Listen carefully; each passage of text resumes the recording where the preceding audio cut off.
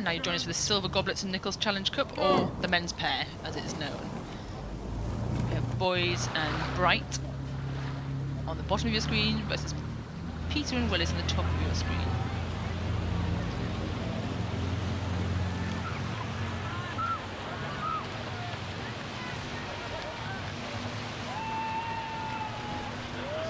I'm learning from Tom now, I'm not calling it, but out there on the washy, windy course, it's going to be trickier in the small boats, isn't it? Certainly these pairs. How do you think their start's gone? Yeah, I was going to say questionable from Leander in terms of steering, but it doesn't seem to have affected them. They're already a length up. Both of these guys spending their time in the US to study, and I'm sure rowing out there as well, but coming back to Leander to compete here in the Goblets, and looking really strong actually. You look at the way that they're rowing together. Like a great combination. I wouldn't be at all surprised as the camera pans out if they have continued to move away from their opposition. And we can see here, panning out Leander, putting, I think, the proverbial mile between themselves and their opposition. They are able to now just enjoy and really stay composed, stay relaxed, and just row down the course, no drama, no huge problems.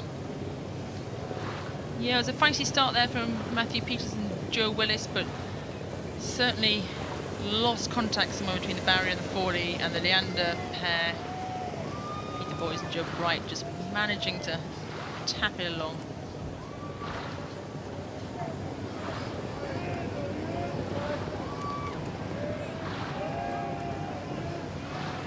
Yeah, it's like you said, Peter and Joe, not to be confused with Matthew Peters and Joe Willis from Leander, but I'm talking about Peter Boys and Joe Bright from the University of Nottingham. Nottingham have appeared on our radar now, on our dashboard.